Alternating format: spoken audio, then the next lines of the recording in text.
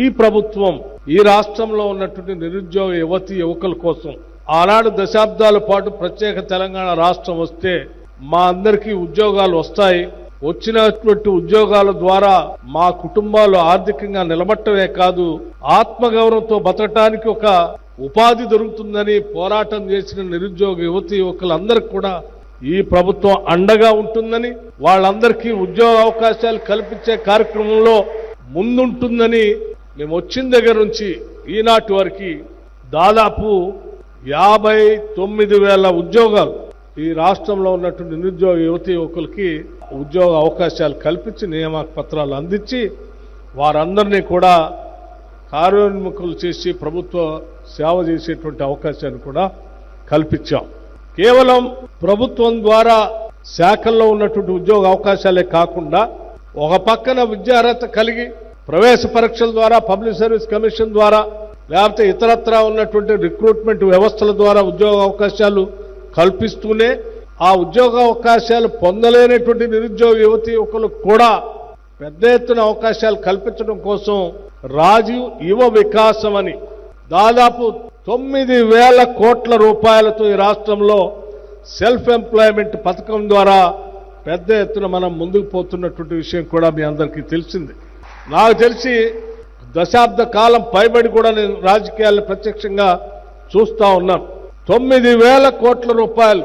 ఒక సంవత్సరంలో నిరుద్యోగ యువతి యువకులకి సెల్ఫ్ ఎంప్లాయ్మెంట్ స్కీమ్ ద్వారా వాళ్ళ కాళ్ళ మీద వాళ్ళు నిలబడటానికి ప్రభుత్వ పరంగా ఇచ్చినటువంటి చరిత్ర ఇంతవరకు లేదు. ఇది మొట్టమొదటిసారి ఈ తెలంగాణ రాష్ట్రంలో ఇందిరమ్మ ప్రభుత్వం ఈ రాష్ట్రంలో ఉన్నటువంటి నిరుద్యోగ యువతి యువకుల కోసం 9,000 కోట్ల రూపాయలు వెచ్చిస్తా ఉంది. ప్రకటించిన నాటి నుంచి అప్లికేషన్స్ పెట్టుకునే దగ్గర నుంచి సెలక్షన్ చేసే ప్రక్రియ నుంచి శాంక్షన్ చేసే తేదీ వరకు ఆ శాంక్షన్ తర్వాత ఆ స్కీము సంబంధించినటువంటి కార్యక్రమాన్ని పూర్తి స్థాయిలో గ్రౌండింగ్ చేసేంతవరకు కూడా డేట్స్ ని ముందే ప్రకటించి చాలా ధైర్యంతో ఈరోజు నిరుద్యోగ యువతి యువకుల కోసం ఈ కార్యక్రమాన్ని అనౌన్స్ చేశాం. ప్రపంచవ్యాప్తంగా ఉన్నటువంటి అనేక సంస్థల్ని ఈ రాష్ట్రానికి వచ్చేటట్టుగా చేసి ముఖ్యంగా ఐటీ సెక్టార్కి సంబంధించినటువంటి వ్యవస్థల్ని కానీ లేకపోతే నాలెడ్జ్ సంబంధించినటువంటి వ్యవస్థల్ని కానీ రకరకాల ప్రపంచీకరణలో భాగంగా ఉన్నటువంటి గ్లోబల్లో పెద్ద ఎత్తున పేరుగంచినటువంటి సంస్థల్ని హైదరాబాద్ నగరానికి రప్పించి వాళ్ళందరినీ ఇక్కడ పెట్టేటట్టు ఏర్పాటు చేసి వాటిల్లో కూడా లక్షలాది మంది నిరుద్యోగ యువతి యువకులకి ఈ రాష్ట్రంలో ఉద్యోగ అవకాశాలు కల్పించడం కోసం ఈ రాష్ట్ర ప్రభుత్వం ఈ ముఖ్యమంత్రి రేవంత్ రెడ్డి గారి నాయకత్వంలో కేబినెట్ యావత్తు ఒక నిర్ణయం తీసుకొని ఈరోజు ముందుకు పోతాం. ఈరోజు మనం చూస్తా ఉన్నాం, మీరందరూ కూడా చూస్తా ఉన్నారు. ఇక్కడికి వచ్చినటువంటి హైటెక్ సిటీ ఈ పరిసర ప్రాంతాలు చూస్తా ఉంటే ఒకప్పుడు కొండలు గుట్టలు ఏమీ ఖాళీగా ఉన్నటువంటి ప్రదేశాలు. ఇటువంటి ప్రదేశంలో ఆనాడు నేదురుమల్లి జనార్దన్ రెడ్డి గారు కాంగ్రెస్ ముఖ్యమంత్రిగా ఉన్నప్పుడు ఈ హైటెక్ సిటీకి పునాదులు వేస్తే రాజీవ్ గాంధీ గారి సూచన మేరకు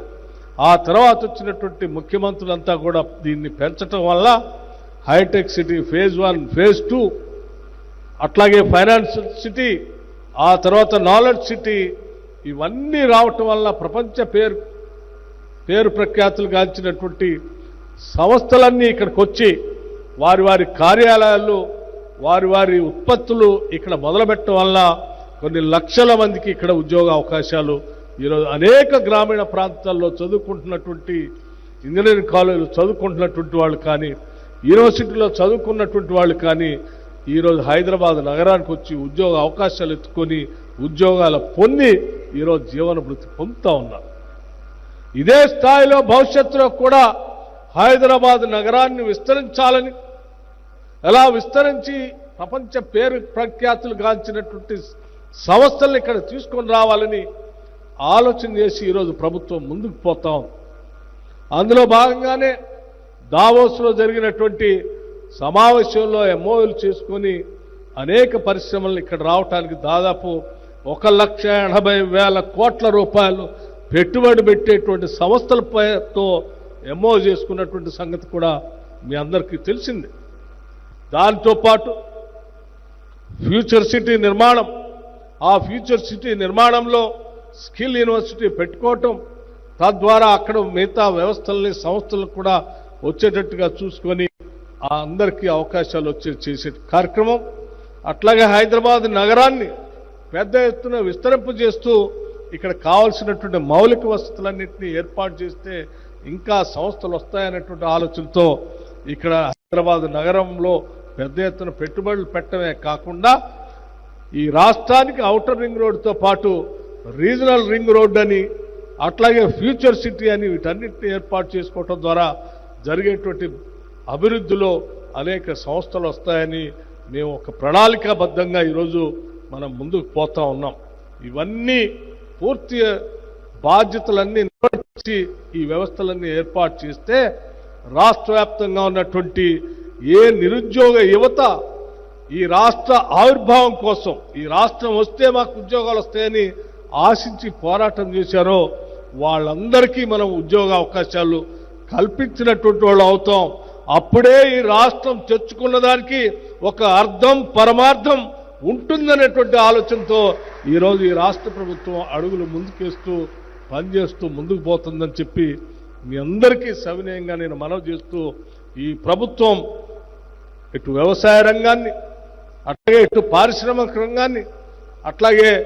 యువతనికి ఉద్యోగ అవకాశాలు కల్పించేటువంటి కార్యక్రమం తీసుకొని ముందుకు పోతుందని చెప్పి మీ అందరికీ నేను సవినయంగా మనవి చేస్తూ, ఈ జరిగే ప్రక్రియలో సరే రకరకాల ఇది అభివృద్ధి జరగకూడదని ఆశించేటువంటి కొద్దిమంది చేసే ప్రయత్నాలు కూడా ఉంటాయి. వాటన్నిటితో మనం అత్యంత జాగ్రత్తతో ముందుకు పోతూ ఈ రాష్ట్ర అభివృద్ధే మన లక్ష్యంగా, ఈ రాష్ట్రంలో పుట్టిన ప్రతి బిడ్డ బాగా చదువుకోవాలి, చదువుకున్న ప్రతి బిడ్డకి ఉద్యోగ అవకాశాలు, ఉపాధి అవకాశాలు రావాలి, తద్వారా